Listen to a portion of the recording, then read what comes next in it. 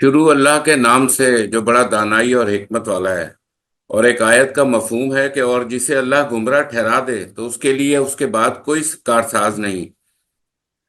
कारसाज नहीं होता। और आप जालिमों को देखेंगे कि जब वो अजाब इलाही को देखेंगे आखिरत में, तो वो कहेंगे क्या दुनिया में पलट जाने की कोई सबील है। अस्सलाम वालेकुम नाजरीन, मैं हूं आपका होस्ट रिजवान शाह और आप देख रहे हैं प्रोग्राम गहरी नज़र। नाज़रीन, आलमी मंजरनामे की कुछ बहुत इम्पोर्टेंट अपडेट्स हैं और पाकिस्तान की भी कुछ इम्पोर्टेंट अपडेट्स हैं। और इसके लिए हमने मदऊ किया है जनाब आलमी मिसालतकार और इंटरनेशनल तजिया नगार जनाब फैसल मोहम्मद साहब को ब्रसल से हमारे साथ मौजूद है। अस्सलाम वालेकुम फैसल भाई, कैसे हैं आप? वालेकुम अस्सलाम जनाब। आपके सुनने वालों को भी, आपके सामीन की भी खिदमत में सलाम अर्ज़ है। वालेकुम अस्सलाम। अच्छा, फैसल भाई, हम इंटरनेशनल से अपने प्रोग्राम का आगाज करेंगे। और जनाब इब्राहिम रईसी के बाद हमने देखा कि फिर इस्माइल हानिया साहब को शहीद कर दिया गया, उसके बाद फिर हसन नसरुल्लाह साहब को शहीद कर दिया गया और अब याहिया सनवार को भी शहीद कर दिया गया। लेकिन उनकी जो शहादत जिस अंदाज में हुई वो हम सब ने देखा, वो मेरा ख्याल है हमारे लिए भी काबिल फख्र है कि एक इंसान जिसका जिस्म टूटा फूटा था और अपनी आखिरी आखिरी सांसों पे था, वो वहां पर भी मजामत कर रहे थे सहूनी ताकतों के खिलाफ। तो ये जो सानिया पेश आया और इसके बैकग्राउंड में आपकी एक स्टेटमेंट भी आई थी 2 दिन पहले, उस पे आपने कहा था कि खदशा जाहिर किया था कि ईरान पर हमला करने से पहले ईरान को जो है वो आइसोलेट किया जा रहा है, ईरान को उसके पड़ोसियों से और बाकी मुल्कों से उसको अलहदा किया जा रहा है ताकि हमला करके उसके ऊपर एक भरपूर वार किया जा सके। तो आप यहाँ से स्टार्ट कीजिए, यहाँ से जवाब दीजिए। देखिए, बिस्मिल्लाह रहमान रहीम। देखिए, बिल्कुल आपने दुरुस्त कहा। मशरिक़ वस्ता की सूरत हाल जो है ना, बदस्तूर खराब हो रही है। और याहिया सिनवार के हवाले से जो आपने कहा, बिलाशुबा हम उनकी दाद देते हैं और उनकी जो शहादत जो हुई है, उनकी दर्जात की बुलंदी के लिए दुआ भी करते हैं, क्योंकि वो शख्स बड़ा बहादुर था। आपको पता है कि उनका एक हाथ भी नहीं था और वो बगैर हाथ के जो है वो लड़ा करते थे। और मुख्तलिफ उनकी बातें उनके हवाले से इसराइली मीडिया कहता था कि वो जनाब उन्होंने यरगमालियों को ढाल बनाया हुआ है। ऐसी कोई बात नहीं। मैंने वहां पे कुछ लोगों से पूछा, बैरूत में जो उनके बड़े करीबी हैं, वो कहते हैं कि ये सब प्रोपेगेंडा है। वो शख्स बड़ा निडर था और निडर होकर वो लड़ा और आखिर वक्त तक लड़ा, और आपने देखा कि आखिर में उन्होंने शहादत के दर्जे पर वो फाइज हुए। अब याहिया सनवार की बात कहा ही जा रहा है। मेरे पास जो इतलात है वो ये है कि शायद इस्माइल सनवार जो उनके भाई हैं, वो कमांडिंग चीफ भी रहे हैं हिजबुल्लाह के। शायद हो सकता है कि उनको उनका वो बना दिया जाए। लेकिन देखिए, इस तमाम सूरत हाल में अब जो लोग कह रहे हैं ना कि शायद हो सकता है इसके बाद हमास खत्म हो जाएगी, मुझे लगता नहीं कि हमास खत्म होगी। हमास को झटका जरूर लगेगा, इसमें कोई शक नहीं है, जैसे हिजबुल्लाह का हुआ है। और हिजबुल्लाह को भी झटका लगा, लेकिन आप देखिए कि हिजबुल्लाह के हमले अभी भी हो रहे हैं और आज भी हिजबुल्लाह ने कहा कि हम अपने हमले जारी रखेंगे। क्योंकि उनका जो एक सेट है ना, सिस्टम जो उन्होंने ऐसा रखा है कि एक के बाद एक उन्होंने तकरीबन 8-10 जो है ना अपने पहले से रखे हुए हैं बनाकर। कि मिसाल के तौर पे अगर जैसे याहिया सनवार चले गए, उसके बाद फिर अगर इस्माइल सनवार आते हैं, उस पर खुदा न खास्ता अल्लाह इनको जिंदगी दे, इनके साथ कोई मसला होता है। तो ये सारी सूरत यहाँ मैं समझता हूँ कि उनके पास क़यादत की तो खैर कमी नहीं है। हाँ, अलबत्ता ये है कि इन सब चीजों से झटका उनको जरूर पड़ता है। लेकिन अब ये है कि ये जंग जो है ना, मुझे लग रहा है कि असल में खराब इसलिए होती जा रही है क्योंकि इसराइल जो है ना पूरी कोशिश ये कर रहा है कि अब इसमें किसी तरीके से अमेरिका को इंटर कर दिया जाए। अब भरपूर कोशिश हो रही है और इसराइल चाहता है कि अमेरिका इसके अंदर हो और अमेरिका के बूट्स ऑन ग्राउंड हो और वो फौरी तौर पर जो है ईरान के ऊपर हमला करे। इसराइल ईरान पर हमला करना चाहता है, इसमें कोई दो राय नहीं। और इसीलिए वो बारहा ये अमेरिका से ख्वाहिश कह भी चुका है और अमेरिका ने कहा भी है, उनको इजाजत भी दी है। लेकिन कुछ जगह आपको पता है कि उन्होंने पाबंद कर दिया कि यहाँ पे आप नहीं करेंगे। लेकिन उसके बावजूद इसराइल चाह ये रहा है कि कहीं ना कहीं जो है अमेरिका की प्रेजेंस जो है ना अमली तौर पर होना चाहिए। अब उन्होंने थर्ड सिस्टम लगा दिया, आपको पता है, थर्ड अमेरिका ने पहुंचा दिया और थर्ड बड़ा तेजी से उन्होंने डिप्लॉय किया है। लेकिन मेरे पास एक इत्तला है कि अब मैं बहरहाल मिसाइल की तो स्पेसिफिकेशन आपको नहीं दूंगा, नाम भी नहीं दूंगा, लेकिन ये मेरे पास इत्तला है कि ईरान ने थॉट के जो जो उसको प्रोटेक्ट करेगा, थॉट का जो सर्किल जो करेगा वो डोम, उसको उसका तोड़ के जो है ना एक मिसाइल उन्होंने बना लिया है। और वो मिसाइल मैं समझता हूं कि अगर वो उन्होंने इस्तेमाल किया तो मैं समझता हूं कि अमेरिका का थर्ड मिसाइल जो है वो नाकाम होगा। लेकिन इसमें जो सबसे अहम बात है जो मैं आपको बताना चाह रहा हूँ कि थॉट मिसाइल को चलाने के लिए कुछ तो उन्होंने ट्रेनिंग उनको दी, लेकिन वहां पे ऑलरेडी उसके हवाले से वहां पे अमेरिकन ट्रूप्स मौजूद हैं। अब अगर इसराइल अमेरिका पर हमला इसराइल ईरान पर हमला करता है और वहां से जब ईरानी जवाबी हमला करेंगे, तो ऑब्वियसली वो थॉट को निशाना बनाएंगे। तो थॉट की जो सराउंडिंग है वहां पे ऑलरेडी अमेरिकन ट्रूप्स मौजूद हैं। तो उसका मतलब ये है कि अमेरिका फिर जद में आएगा, और जब अमेरिका जद में आएगा तो जो इसराइल चाह रहा है कि अमेरिका जाहिर बीच बात में आए तो वो काम हो जाएगा। कि आप तो चाह रहे हैं ऐसी कि सूरत हाल, हाँ, तो ऐसी सूरत हाल मुझे लगता है कि जंग बढ़ेगी। लेकिन देखिए, अब कुछ अरब ममालिक में एक हौसला अफजा बात यह है कि उन्होंने कह दिया कि जनाब हम आप इसराइल को कहा कि आप अपनी हमारी जो है ना एयर स्पेस आप इस्तेमाल नहीं कर सकते। ये मैं समझता हूँ अच्छी चीज है। लेकिन बहरहाल ये कि अगर ये जंग मुझे अभी देखिए, इसे हमेशा मैं कहता हूँ रुकती हुई मुझे नजर नहीं आ रही, क्योंकि जो बड़ी ताकतें हैं ना वो इस जंग के अंदर कूद रही हैं। जब अगर बड़ी ताकतें जंग रोकने में सिंसियर होंगी तो जंग रुकेगी, लेकिन जब वो खुद उसके अंदर कूदेंगी तो लामहला से ये जंग बढ़ेगी। और फिर उसके बाद मुझे लगता है कि शायद अगर ये अचानक ईरान पे अगर हमला होता है, वो अभी आता हूँ आपकी बात की तरफ, तो ये है कि अचानक फिर तेल की प्राइसेस जो है ना वो ये बता दूं शाह साहब कि अचानक जो है ना बड़ी ऊपर चली जाएगी। कल मैं रात को किसी से बात कर रहा था, उन्होंने कहा कि अगर ये हमला हो गया तो तेल की प्राइस शायद इतनी ऊपर चली जाए कि आपकी सोच जो है ना, आप सोच नहीं सकते कि कहाँ वो जाएगी। तो क्योंकि कुछ तेलों की तनसीबात को हमला भी किया जा सकता है, तो जाहिर सी बात है जब तेल की तनसीबात पर हमला हो जाएगा तो या तो एक तो होता है ना कि फौरी तौर पर तेल की शॉर्टेज हो गई। शॉर्टेज होना और बात होती है, और जब उसकी सप्लाई ही रुक जाएगी, अगर वो तमाम उसके जराये अगर उड़ा दिए जाएंगे, तो आप ये बताइए कि उनकी दोबारा मुकम्मल होने में और सारा सब कुछ इंफ्रास्ट्रक्चर बनने में कितना टाइम लगेगा। तो ये कहते हैं कि बड़ी कैटेस्ट्रॉफिक सिचुएशन जो है ना ये पैदा हो सकती है। तो इस चीज को हमने जरूर जहन में रखना होगा, और इसके असरात जो है ना तकरीबन सारी दुनिया पे होंगे। यूरोप पे भी होंगे, पाकिस्तान पे भी होंगे, सबके ऊपर होंगे। अच्छा, हम्म, अब वो जो बात आपने की थी वो देखिए, वो मैंने इसलिए कहा था कि आप लोग को पता होगा कि अभी ये चंद दिन पहले की बात है कि आपको ये पता लगा कि वहां पे जनाब सरहद के ऊपर जो है कुछ अफगान जो है सब, अफगानी, अफगान ईरान जी सर जी, थे। जी जी, अफगानी रेफ्यूजीज को मार दिया गया है। और बताया गया कि जनाब वो तकरीबन उनको 300 के करीब थे। बहरहाल 300 तो नहीं थे, वो 222 के करीब मुझे पता लगा है, मैंने मालूमात की है। लेकिन बहरहाल जो मैं इस तमाम सूरत हाल में जो मैंने तहकीक की वो ये है कि जिस तरीके से उनके ऊपर जो हमला हुआ है, वो हमला वहां से मैंने पता किया, वो कहते हैं कि पहाड़ियों पे से हुआ है। मतलब खुफिया जो भी जो भी उन्होंने हथियार इस्तेमाल किए वो एक अलहदा चीज है, लेकिन छुप के हमला जिसे कहते हैं ना छापामार कार्रवाई टाइप का। तो वो ये कहते हैं कि इसके अंदर ये बुनियादी तौर पर वजह वो ये बताते हैं कि ये असल में इसलिए हुआ है कि ईरान ने जो है उन लोगों को आने के लिए जो यहाँ पर आ रहे थे गैर कानूनी तौर पर ईरान में आ रहे थे, अब वहां से जो वेस्ट की जो है तजिया निगार हैं या जो भी है जिन्होंने जो किया है, वो इसका कुछ और फलसफा देते हैं कि उनका मकसद ये था कि वो यहाँ पे आना चाह रहे थे और वो उनका कुछ और मसला था, ईरान कुछ और पिक्चर पेंट कर रहा है। लेकिन जो आजाद लोग हैं और जो मैंने उसकी तहकीक की है, मुझे वही लगता है कि ये बुनियादी तौर पर ये जो है ना बाकायदा ईरान को तनहा करने की कोशिश। देखिए, आपको पता होगा कि थोड़े दिन पहले तुर्की के अंदर एक वाकया हुआ था, और उसके अंदर भी आप होता है हमेशा वो बलोच बात होती थी कि भाई बलोच थे, पंजाबियों को मार दिया, कभी कहते किसी को मार दिया। तो अब वो तो सारे सारे वहां पे पश्तून थे। अब जब पता लगा तो बलोच वालों ने कह दिया कि हमने तो नहीं मारा। जब उसकी तहकीक की बकौल कुछ लोगों के, मैं इस पे मतलब मेरे पास कोई इसका वो नहीं है मुसद्दे का खबर, लेकिन कहते हैं कि वो जैनबियून का हाथ उनको कहीं नजर आया। खबरों में आपने भी देख लिया होगा, आपकी भी नजर होती है।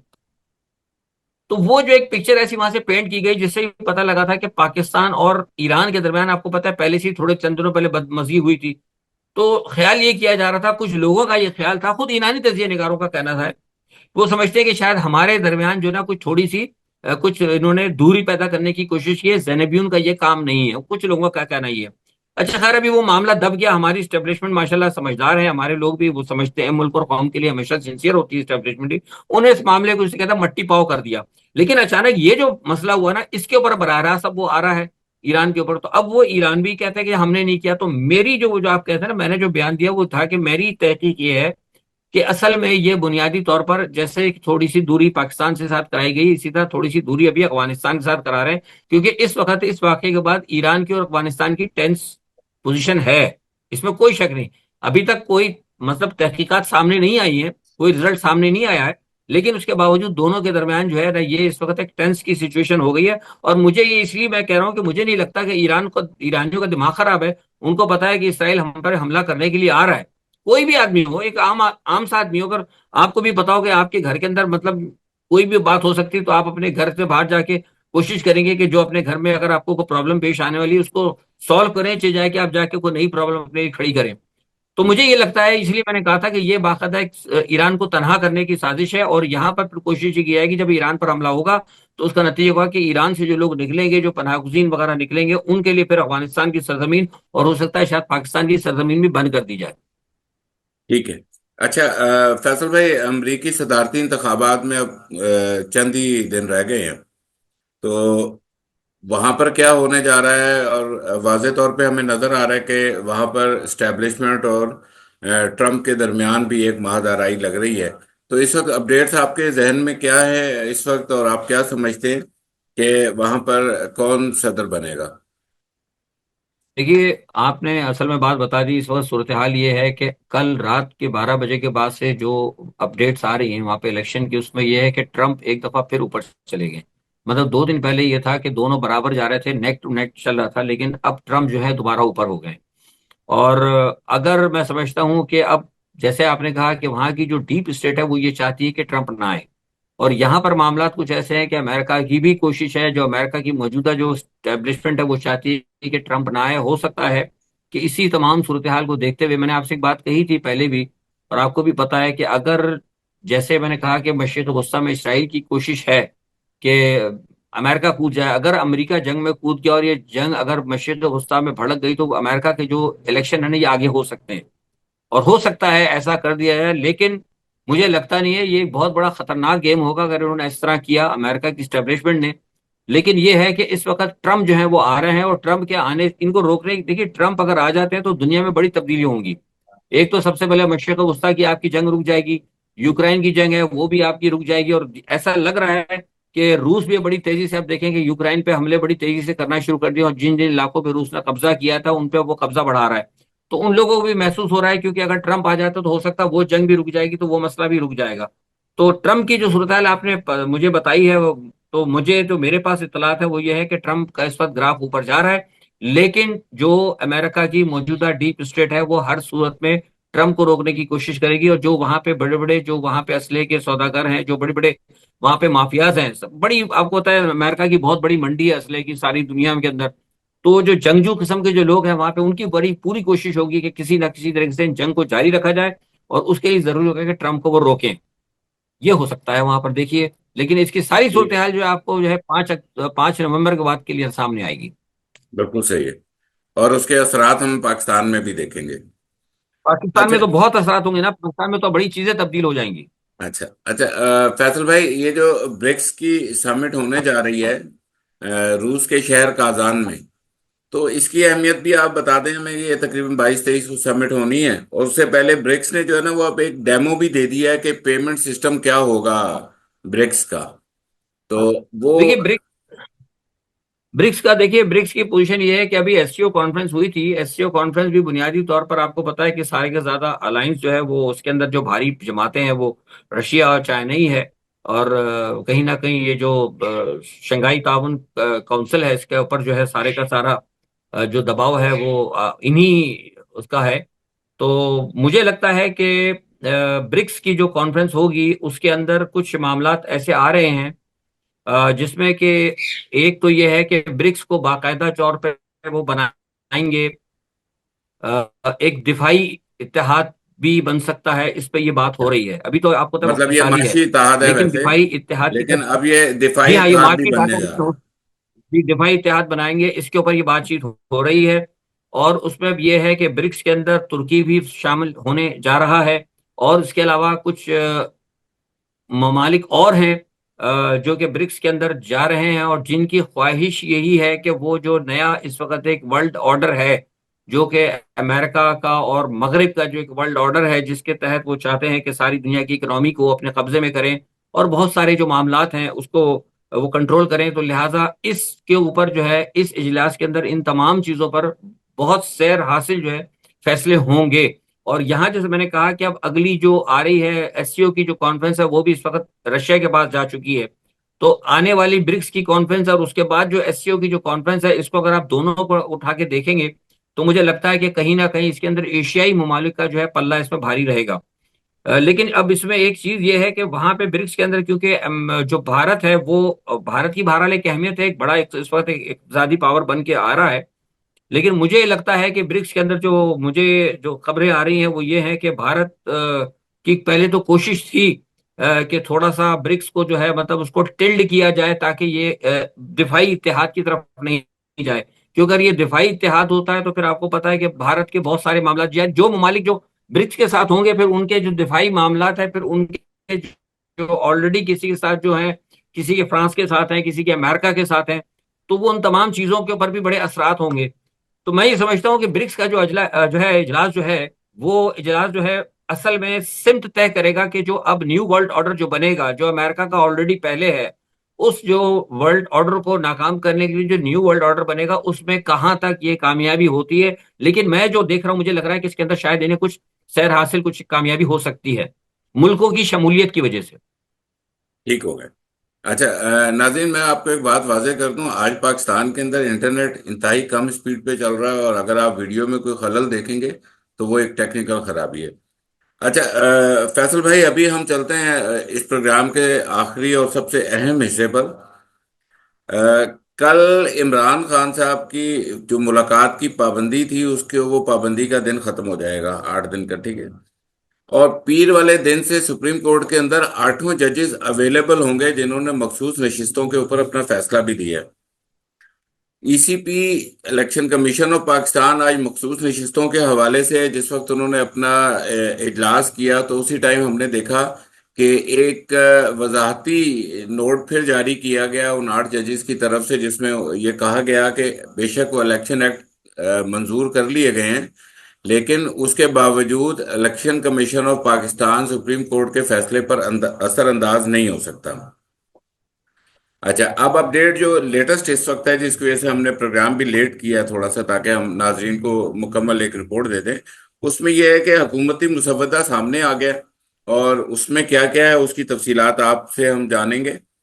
और अभी एक और जो है ना, ये हुआ है मामला कि एक बड़ी हाइप क्रिएट की गई कि पार्लिमानी कमेटी का इजलास है, और उसके अंदर ये मुसवदा जो है इसको मंजूर कर लिया गया है, और उसके बाद ये सेनेट में पेश किया जाएगा। और ये भी खबर सबसे पहले आपने ही दी थी कि ये पहले सेनेट में अप्रूव करवाया जाएगा, फिर कौमी असेंबली में।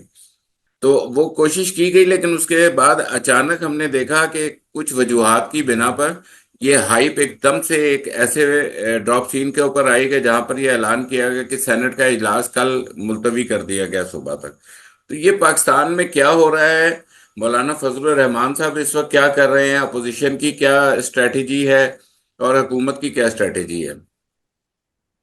सर देखिए, ये तो बड़ा उलझा हुआ मामला है। मुख्तसर मैं आपको बता दूं कि जो सारी प्रैक्टिस हो रही है ना, अगर गैर मुख्तलिफ तज्ज़िये नगार मुख्तलिफ इसकी तावील दे रहे हैं, लेकिन मैं तो अगर देखता हूं तो आपको पता है कि मेरी एक जो नुक्ता नज़र है वो बिल्कुल मुख्तलिफ है। क्योंकि मैं देखता हूं कि पाकिस्तान में जो कुछ होता है वो सब बैनुल अक़वामी ताकतों की माँ पर होता है।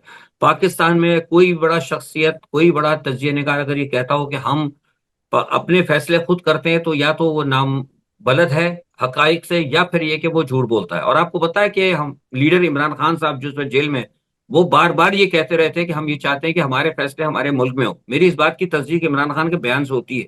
वो बार बार, आपको पता है, उन्होंने कहा था कि हम चाहते हैं कि हमारे फैसले हमारे यहाँ पर हम करें, कोई और ना करे हमारे फैसले। तो एग्जैक्टली ये जो कुछ इस वक्त तमाशा लगा हुआ है, ये सब कुछ बाहर से इनको जो है मिल रहा है। क्या करना है, कैसे करना है, किस तरीके से तरमीम बनानी है, कैसे आपने कंट्रोल करना है, मामला वही जा रहा है सारा एक तरफ।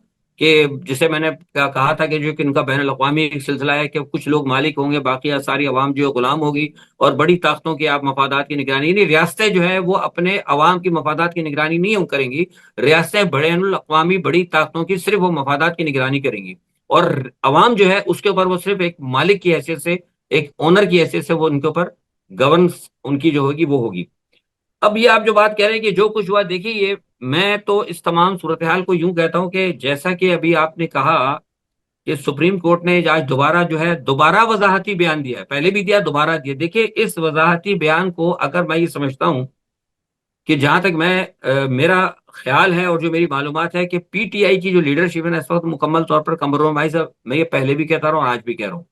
देखिए अगर जब सुप्रीम कोर्ट ने वाज़ेह तौर पर ये कह दिया था कि ये जो इलेक्शन है रिग हुआ है और ये इलेक्शन जो है आपका इश्यू के ऊपर खड़े हो जाए, आपको आज भी कहना चाहिए था। आज देखिए आपने आज जो पीटीआई का मुजाहरा था, आपको पता है पीटीआई ने एहतजाज का ऐलान किया हुआ था। जी जब आपने एहतजाज का ऐलान किया था तो पहली बात ये कि आप फिर दोबारा मौलाना के पास गए क्यों? मौलाना के पास वो लोग चले गए, वहां पे जाके आपको पता है वो हामिद रजा साहब को भी और उनको सबको बुला लिया।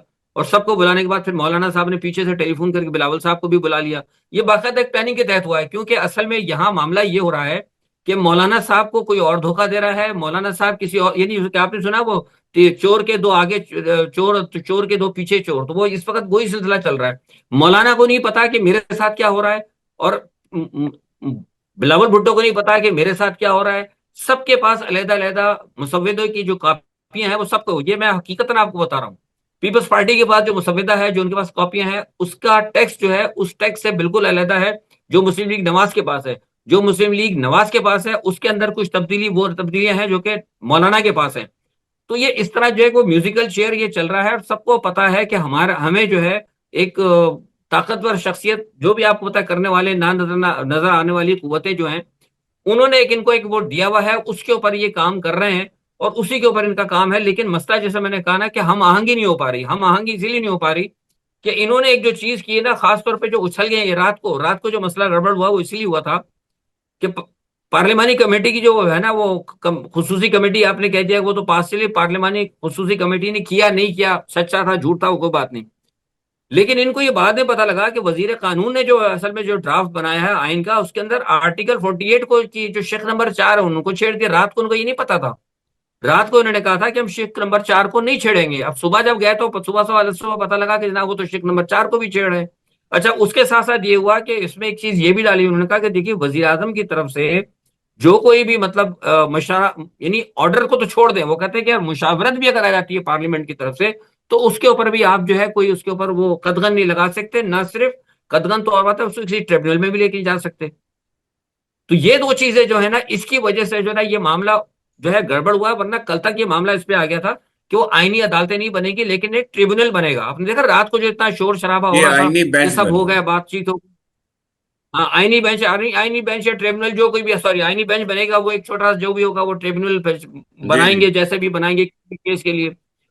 लेकिन जब वो सामने फिर दोबारा आई तो उसके अंदर ये बात आ गई कि ना उसकी, मतलब आप जब उस खबर ये दे रहे हैं, आप खबर ये अंदर दे रहे हैं कि बेसिकली गए, ये अंदर सारे घुसे तो मामलात तय होने के आईनी बेंच जो बावजूद है। भी।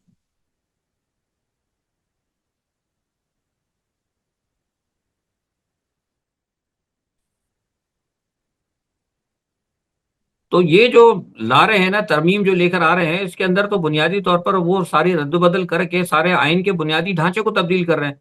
इस वजह से जो है कुछ लोगों को एतराज है, और होना भी चाहिए। और बाद में अब पता लगा, खाद खुद पीटीआई के अलावा पीपल्स पार्टी को भी पता लगा, क्योंकि आपको पता है सेनेटर सुबह जो है उन्होंने लिखा है रजा रब्बानी का, आपको पता है लेटर भी घूम रहा है उस हवाले से, क्योंकि उनको भी ये बात सुबह पता लगी कि ये क्या हो रहा है, हमें कुछ और बताया जा रहा है, किसी को कुछ और बताया जा रहा है। तो ये मामला जो है ना अजीब ही है सारा सिलसिला।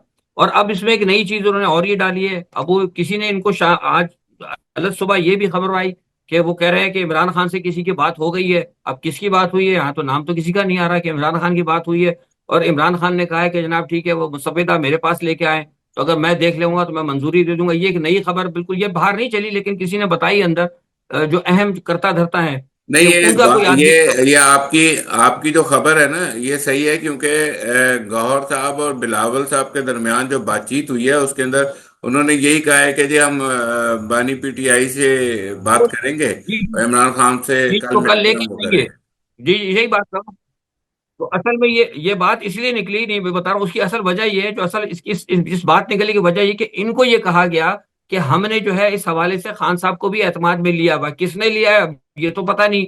मतलब या तो अगर क्या अगर इस्टेब्लिशमेंट ने लिया है तो कोई बात ही नहीं बनती, इस्टेब्लिशमेंट को तो मामला कुछ नहीं है। तो उनसे कहा गया कि हमने जो आपको तजावीज दी है, इन तजावीज के ऊपर जो है कहीं ना कहीं इमरान खान साहब भी राजी हैं। तो उन्होंने कहा कि भाई ठीक है, अगर इमरान खान राजी है तो हमारी इमरान खान से मुलाकात करा दें, हम ये मुसविदा उनके पास ले जाते हैं। अगर वो कह देते तो ठीक है, तरमीम आप कर लें। मतलब तो अब ऐसा फैसला लग ये रहा है, पाया है कि कल शायद हो सकता है कल वो जाएंगे। ऐसा लग रहा है कि कौन क्या कर जी रहा जी। है और क्यों कर रहा है ये किसी को भी पता नहीं है। किसी को कुछ नहीं पता, ये बिल्कुल ये ऐसी जादू की छड़ी इस वक्त इन्होंने घुमाई है सबको ऐसा। ये देखिए मैं बता रहा हूँ, ये असल में लोगों के जहनों से खेल रहे हैं। कौम तो थक गई है ना, अब ये सियासतदानों को भी थका रहे हैं, ये हकीकतन बता रहा हूं मैं आपको, ये सियासतदानों को भी थका रहे हैं। और लोग परेशान होकर रोजाना एक नई हाइप क्रिएट कर देते हैं। रात को आपने देखा कितनी जबरदस्त हाइप क्रिएट हुई हुई थी, मौलाना साहब इतने शदीद गुस्से में आए हुए थे, उन्होंने भी कहा, लेकिन सुबह उठ के फिर उनको कुछ और पता लग गया। तो ये सारी जो सूरत हाल है, मैं मुख्तसरन इस बात पे सिर्फ इतना कहता हूं कि ये सारी की सारी प्रैक्टिस गलत हो रही है। पीटीआई के लीडर ये है, ये बेवकूफ बन रहे हैं या ये कंप्रोमाइज है। इनको सीधी सी एक बात करनी चाहिए कि देखिए, मैं तो जिसे कहता हूँ ना कि मैंने कहा कि मैं बाहर से सारे मामला को देखता हूँ। बाहर ये कहा जाता है कि ये जो कुछ भी मामला ना, ये सिर्फ सर्कस पाकिस्तान के अंदर इन्होंने लगाया हुआ है। आइन की पोजीशन जो है इस वक्त ये है कि आपका हाउस जो है वो कंप्लीट नहीं है, सबको पता है। हम्म। केपीके की आपको पता है नुमाइंदगी नहीं है, सेनेट पूरी नहीं है, सूबाई असेंबली और कुछ जो ऐसे जो है आपकी कौमी की और दूसरी जो जो है मखसूस नशिस्तें, उनका फैसला नहीं हुआ है। तो आप मुझे बताइए, तो हाउस मुकम्मल ही नहीं है, इस पे तो एक छोटी सी तरमीम भी आप नहीं ला सकते। आप इतनी बड़ी आईनी तरमीम कैसे लेके आ रहे हैं? आपको तो अलाउ ही नहीं है। ये इसके ऊपर क्यों नहीं खड़े होते? देखिए, अगर आज पीटीआई के लीडर कल ये निकल के आ जाए बाहर कि जनाब सुप्रीम कोर्ट ने फैसला किया हुआ है और इलेक्शन कमीशन जो है वो सुप्रीम कोर्ट के फैसले की तौसीक नहीं करता, वो वायलेशन कर रहा है, आइन की वायलेशन कर रहा है, उनके खिलाफ जो है एक्शन लिए जाए। और दूसरा सबसे बड़ी बात है कि हमारी सीटें हमें दी जाए। अगर ये इसके ऊपर सख्त एहतजाज करेंगे तो मैं समझता हूँ इट इज इनफ। उसकी वजह यह है कि जब आपको मखसूस नशिस्तें मिल जाएंगी शाह साहब, तो आपकी खुद ब खुद पार्लियामेंट के अंदर अक्सरियत हो जाएगी। जब आपकी पार्लियामेंट में अक्सरियत हो जाएगी तो क्या जरूरत है आपको, आप फिर लाए वोट ऑफ नो कॉन्फिडेंस बुलाए और खत्म करें इसको। लेकिन उस तरफ ये जाते ही नहीं, ना इनको जाने दे रहे हैं। ये जो आनियां जानियां लगाई हुई, ये सिर्फ और सिर्फ जो है ये टाइम बर्बाद कर रहे हैं। और कहीं ना कहीं इससे हुकूमत को पूरा टाइम मिल रहा है। मैं समझता हूँ कि ये वक्त का जिया है और कौम के जहनों के साथ ये खेल रहे हैं। फैसल भाई, बहुत शुक्रिया, आपने हमारे लिए टाइम निकाला।